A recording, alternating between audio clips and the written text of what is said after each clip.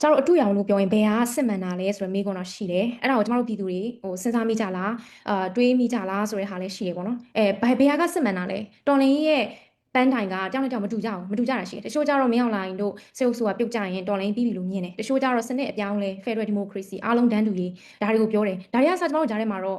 ကွဲလွဲမှုတော့ရှိနိုင်တယ်သို့တော့အစစ်အမှန်ဆိုတော့ကျမတို့ခေါင်းထဲရင်ထဲမှာတေချာဖော်ထုတ်နိုင်ပြီဆိုအတူရောင်ပါလဲဆိုတော့အလွယ်တကူမြင်တာတယ်ပေါ့နော်အဲ့တော့ကျမတို့ဒီတော်လန်ရေးရဲ့ဒီ Federal Democracy Brain ညင်မှာစပြီးတော့ဖွဲ့ကလေးကပေါ့နော်ဒီတော်လန်ရေးရဲ့အနောက်ကိုလိုက်ဖို့အတွက်ပြည်သူတွေကြားထဲမှာကြာထားတဲ့ကျမတို့ရဲ့ပန်းတိုင်တွေရှိတယ်အဲ့ထဲမှာဘာပါလဲဆိုတော့ Federal Democracy ပြည်ထောင်စုကိုတိစောက်ကြမယ်ဆိုတဲ့ဟာပေါ့အဲ့တော့ Federal Democracy ပြည်ထောင်စုကိုတိစောက်မယ်ဆိုအဲ့ပြည်ထောင်စုကိုတွားဖို့အတွက် framework နိုင်ငံရေးမူပေါင်းအခြေခံဥပဒေကဘာလဲအခြေခံဥပဒေက Federal Democracy ကိုစစ်မှန်ရောက်နိုင်ရမယ်ဆိုတဲ့ဟာတော့ကျမတို့ရှိတယ်ဒါကအားလုံးကြားထဲမှာ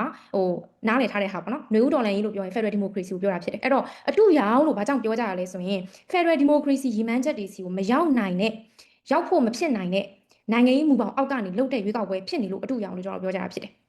အဲ့တော့2008ဖွဲ့စည်းပုံအခြေခံဥပဒေကျွန်တော်မေ့ထားလို့မရဘူး2008ဒီကျွန်တော်တော်လှန်ရေးကဖျက်သိမ်းထားတဲ့ဥပဒေဖြစ်တယ်ကျွန်တော်တို့ဒီတော်လှန်ရေးဘက်မှာဆိုရင်2008ဒီနာဂစ်ခြေဥလို့ကျွန်တော်ပြောပါတယ်နာဂစ်ဖြစ်နေတဲ့ကာလလူတွေတိမ့်တဲ့ချီနော်တန်းတဲ့ချီရွှေ့ပြောင်းနေရတဲ့အချိန်ကာလမှာအတင်းအဓမ္မပြဋ္ဌာန်းခဲ့တယ်ပြီးရင်ပြည်သူတွေကိုအတင်းအဓမ္မမဲပေးခိုင်းပြီးတော့ဘယ်သူမှစစ်ဆေးမှုမရှိတဲ့ရလက်တွေနဲ့ဒီနာဂစ်ခြေဥကအတီးဖြစ်သွားခဲ့တယ်နာဂစ်ခြေဥနောက်ဆက်တွဲမှာဝင်ပြီးတော့ရွေးကောက်ပွဲတွေကိုအတင်းအဓမ္မဖိအားပေးပြီးဝင်ပြိုင်စေခဲ့တယ်နော်ဒါအားလုံးသိတယ်ကျွန်တော်တို့တော်လှန်ရေးရာစုတွေနိုင်ငံရေးပါတီတွေမတက်နိုင်တဲ့အချိန်မှာဝင်ပြိုင်ခဲ့တဲ့နောက်ဆက်တွဲမှာဆိုရင်အခုနာဂစ်ခြေဥရဲ့အစစ်အမှန်မျက်နှာဖုံးတွေကွာကြပါပြီနော်စစ်တပ်ဒီအချိန်မရွေးအာနာသိန်းချင်းသိန်းလို့ရတယ်ဆိုတော့အာနာကိုပေးထားတယ်ဆိုတာကြီးကိုကျွန်တော်မြင်လိုက်ရတယ်ဘယ်ခြေဦးနဲ့မှကျွန်တော်ရက်တန့်လို့မရခဲ့ဘူ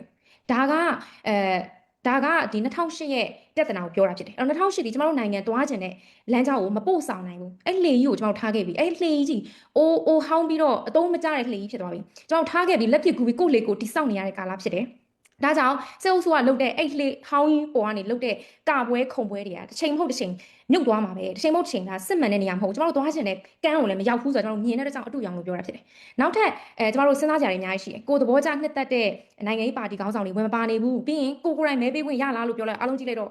ဝန်ထမ်းပြည်တွေဖြစ်နေကြတယ်လူငယ်တွေကြည့်တော့လေဒီconscription ကြောင့်နော် conscription ကြောင့်ထွက်ပြေးနေရတယ်အတင်းအဓမ္မစစ်မှုရန်စုဆောင်းနဲ့ထွက်ပြေးနေကြတယ်ဒါကိုကြည့်ရင်လေကျွန်တော်တို့ဥပဒေကြောင်းရကြည့်ရင်လေနိုင်ငံတကာဥပဒေကြောင်းရကြည့်ရင်လေ UDHR ပုံမှန်တွေကိုဒါချိုးဖောက်နေတဲ့ဖြစ်ရတွေဖြစ်တယ်လူတိုင်းလည်းဝင်ပြီးမဲပေးခွင့်မရဘူးဝင်ရောက်ရှင်ပြိုင်ခွင့်မရဘူးဒီလိုဖြစ်ရတွေပေါ့နော်ဆိုတော့ဒီအကြောင်းအရာတွေပေါ်မှာအခြေခံပြီးကျွန်တော်တို့အတူရောင်လို့သတ်မှတ်ကြရလို့ကျွန်တော်တို့ခံယူရဲနောက်တစ်ခုကတော့ဒီပေါ်မှာပြည်သူတွေက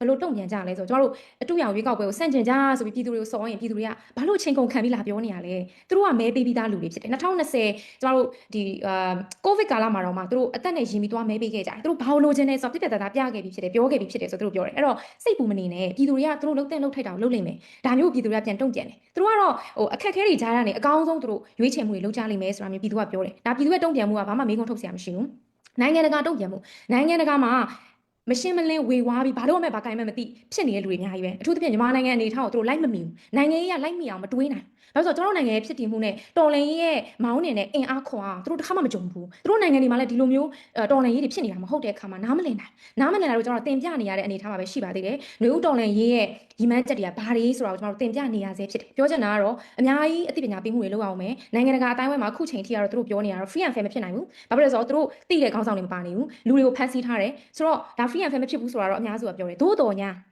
နိုင်ငံတကာဒီ5 point consensus လို့ပြောတဲ့ဒီသဘောတူညီချက်5ချက်ကိုပဲကင်ဆွဲထားတယ်ဒီသဘောတူညီချက်5ချက်ကိုပဲကင်ဆွဲထားခြင်းဟာနိုင်ငံရေးဒါမဝနေသေးဘူးနိုင်ငံရေးမပြည့်ဝနေသေးတဲ့စဉ်းစားချက်ကိုကျွန်တော်မြင်ရတယ်ဒါကိုကျွန်တော်တို့ကတော့အတက်နိုင်ဆုံးကိုတော်လန်ရေးကိုလိုက်မိအောင်တွေးတတ်အောင်ကျွန်တော်တို့ကအသိပညာပေးနေရမယ့်အနေအထားတော့ရှိနေပါတယ်ပေါ့နော်ဒီလိုပဲတုံ့ပြန်ကြပါကျေးဇူးပါ